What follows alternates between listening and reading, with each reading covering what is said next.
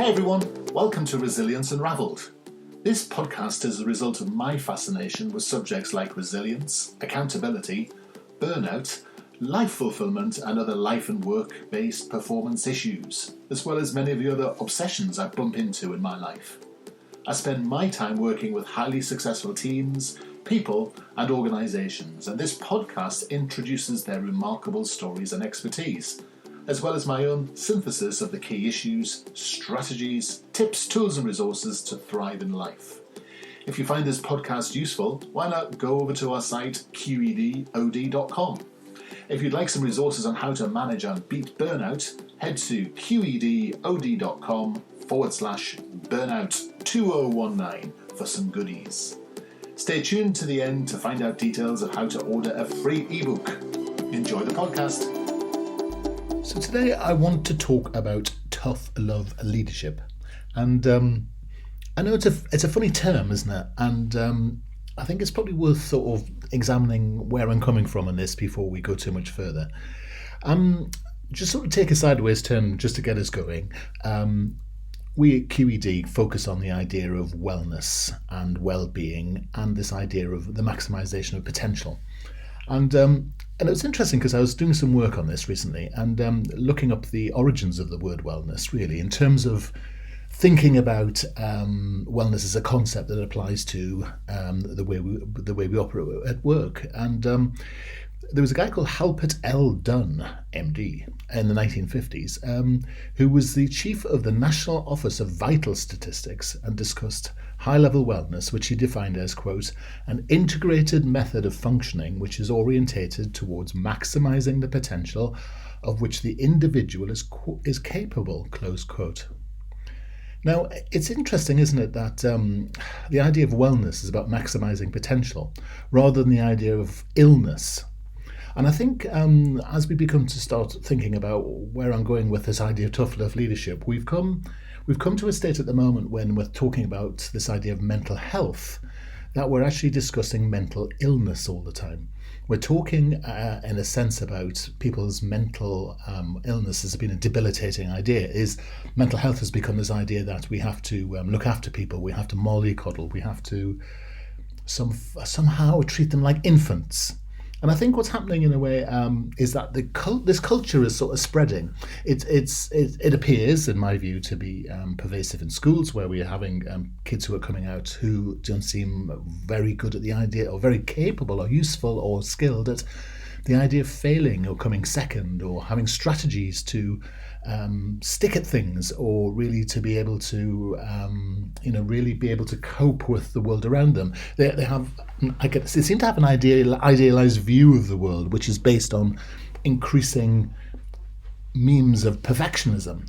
And as we know, really, from psychology and from quite a lot of research, this idea of linking perfectionism, non-accountability together creates people who are entitled and vulnerable at the same time. And so it's no surprise that we're getting into the workplace people who really are sort of struggling to make sense of the working world around them. Now, it's not people. It's a fault of the generation before to have parented or schooled people in this way. So we can't be too judgmental about it. And I think what part of the job of any organisation is to educate people to make them suitable for the world of work and help those people maximise their potential, which is the point of the wellness sort of theme that sits behind this. And it is fascinating also that even at a senior level, at boards and at sort of investment committee reviews at private equity firms and at senior management level when we're coaching people, there's this idea that, well, I can't say anything anymore because it might upset people or it might upset their mental health. Seems to be prevalent. And in fact, there's an organisation that goes around in effect sort of offering I don't know how to prescribe it really. Sort of almost a badge, a sort of training or a badge of honour that says actually let's look after people's mental health, and the way of doing that seems to be to allow people to sort of have this idea of psychological safety, which is a great thing, but that becomes interpreted by people as understanding what managers can't do anymore. And it's fascinating because when I'm coaching managers, the one or two things, one of the clearest message I ever hear actually is, well, I can't say this to someone anymore because they'll get upset. And I can't discuss someone's performance with them before again because they get upset. It might hurt their feelings. It might create a mental health issue. They come into work and they're down, and that's a mental health issue. So I can't say anything to them because I have to be caring and sympathetic and such like. And I think really what's begun to happen in leadership terms is that we're sort of mixing up a few ideas and coming up with a situation where managers are so clear on what they can't do, they've forgotten actually that the point of leadership is understanding what you can do. And I think the idea behind the words tough and love put together is this idea of thinking about leadership as being something which has some sort of degree of radical candor, which is a terrible American phrase, but it's a good way of thinking about it. And this idea of love, which is really more about caring about the whole person that sits in front of you. So, for example, if you've got someone in your team who has a history of committing suicide or attempted suicide, obviously, you would be more careful about dealing with that person, of course, because you'd care enough about them to be sensitive to the way things are working in that organisation, and creating a place of psychological safety there is slightly different to the majority of people. But that's a rare thing, really. And I want to encourage leaders to get back to this idea of thinking about creating a culture which is adult by nature. And that's about skilling people to understand the difference between their perception of feelings and this idea that feelings are somehow radical things that drive all we do, which is a view, but actually switching more back to a rational school of thinking where we focus on things like behaviour and outcomes rather than the sort of input or the sort of the feelings and the emotions of things. I mean, too often we hear in the media, well, what do you feel about this? And we're talking about anything, and what do you feel about it becomes the question. And I was quite taken quite recently when someone said in an interview with the press, I don't deal in the world of feelings, I deal in the world of facts, I deal in the world of what people have done and the impact of what that had. And it struck me very much that idea of the adult culture. It was quite fascinating, again, talking in a training course recently with a manager who was saying, I expect my children to at the weekend to step up, stand up, be able to stand on their own 2 feet, go out, be on their own, take responsibility for what they do. But when I come to work, I can't tell people to do anything, and I've got to be very careful about hurting their feelings. And the irony was not lost that he was sort of treating his children like adults and treating the adults at work like children. And I think it's time to sort of redress that balance. And I think the idea of accountability is the one where we can start to get back to this. So understanding that people can differentiate between feelings, emotions, and thoughts is really important. And most people can't. So that needs to be part of this training, which often sits within resilience training courses and resilience coaching and such like. It's also about this idea that we focus back on behaviours and understanding where behaviours come from. And it's also about focusing on people's accountability. And accountability is that idea where people can see accountability as part of a learning culture. They can see failure as part of a learning culture. They can see this idea that when someone fails, it's not necessarily their fault. Sometimes it's due to the process they're operating. And so actually you can learn from things that go wrong, which means you have to be able to take risks, which means that sometimes you might fail, which means that you're going to learn from that failure. So we can begin to build a cycle of accountability, which is if you get something wrong, you sort of confess to what you did, you put it right, and you don't make the same mistake again. And we need to recognize that mistakes are an inevitable part of business. That's how we often move forward. We often have discontinuous leaps in change by things that don't work or need to change radically or quickly because of the fact that something's not working in the current marketplace. So, for example, if we're thinking about a world where transport or travel might be restricted, what does that mean for us now? We're all going to have to change if we're going to be working from home more frequently, if there's going to be increased use of AI and more sophisticated technologies around us. That means something, and we have to get back to that. So we have to get back to this idea that we're building an adult culture, and an adult culture is psychologically safe because it is about figuring out what people's potential is and helping them achieve it. And therefore, people get feedback, they are coached, they are pushed appropriately, they are spoken to as adults, not as children, which means, of course, that they're not shouted at or bullied, because actually what you need to have is professional conversations about things which have worked and how they can be improved further, or things which haven't worked and actually need a fresh approach or a different approach in the future. So some of this is about actually helping people become more robust in their mind, their own personal thinking and mindset, so they're not deciding to become victimized by a manager who's simply having engaging professional conversations. And it's also about the leader being able to have good communication skills so they can focus on the rational, the behaviors and the outcomes which are important.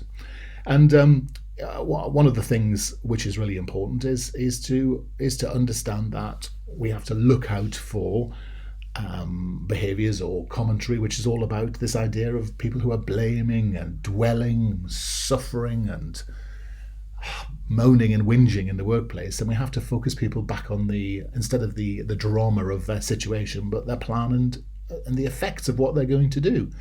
So we need to keep people's narrative about the world focused on accountable action and learning that comes from that and outcomes such like.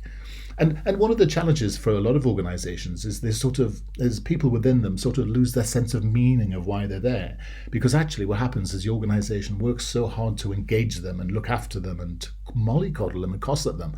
They lose this idea that people can be challenged and pushed and expected to do more, expected to achieve more. This idea that you sit down with people and say, I really believe you can do more if you want to, is a really fascinating conversation. Most people do come to work to make a difference, do come to work actually to be able to look at their contribution at the end of a period of time and say, I did that.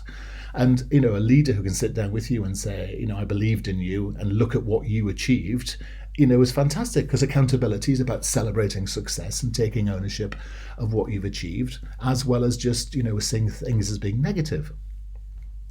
So I think this idea of a manager or a leader being able to take a decision, stand for something is important, and treat people as adults.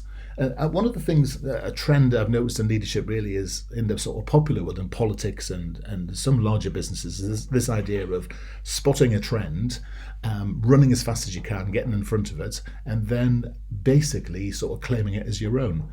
That's not necessarily an issue, but it's part of that idea that we should be more accountable. And whilst it might work for politicians and it might work for people who are very high in the public eye, in order to not have an original thought, but in terms of management and leadership, authenticity is about actually thinking about what's important to you, your own values in the organisation, your own way of thinking about how you want to be as a leader, creating a sort of culture which isn't based on the herd mentality and getting ahead of it, but actually about having a stand for who and how you want to be in life. And I mean, that's not novel, that's not new. It just seems to be getting lost. Now, we've talked a lot about this idea of, accountability, and one of the things I think which suffers is this idea that we lose this idea of conflict and challenge. Now, by conflict, I'm not talking about physically punching each other. I'm talking about that intellectual butting up against each other, that sort of violent agreement you have from time to time, the sort of challenge that comes from intellectual debate, which is never personal, and allows people to take an idea and to be able to work that idea around and get to think about the logic or the assumptions that sit behind that idea and challenge those, so we can actually come to a more interesting conclusion. And we seem to have created a new idea of debate, which is one person hold one idea, another person hold another idea, and actually shout at each other backwards and forwards. And I see conflict as a sort of a collaborative process where we actually engage with each other to unpack ideas. And I think that's the idea of the tough side of the leadership bit, because actually what you're doing here is you're managing your own emotional stance and looking after the other person's emotional stance to make sure that people aren't getting out of shape, so you can have those frank, robust and professional conversations. And again, a lot of leaders say, well, I can't challenge, I can't disagree with my team because actually it'll hurt their feelings. Well, this is where we need to get a grip, because if we've decided we're hurting people's feelings, then you're more likely to upset people by not actually treating them as adults. Because actually, if you've ever been led by someone who treats you like a baby, expect your team to be acting out in that way.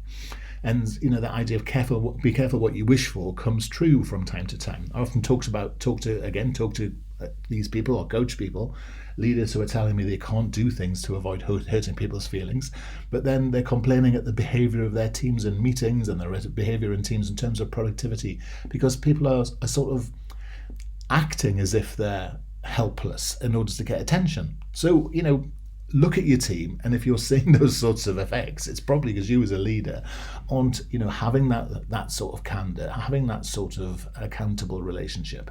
And you've got to really, in a sense, as a leader, sort of step up to the plate yourself and create that culture of accountability. And accountability creates a psychologically safe place, because a psychologically safe place has little fear in it and little unproductive stress. So what you're doing with people is you're telling them the truth, so they know exactly where they stand, so they don't have to be frightened. And there's a focus on plan and rational action, so the idea of stress that can be focused and harnessed and turned into productive action.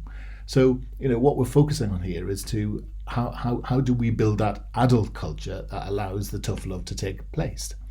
The love bit is, let's be clear about that, that's not an inappropriate phrase. It really means more about care, seeing your person as a whole person, that they have a life outside of work, that they're not a cog in the machine, that actually that people in your team are famously described as an asset.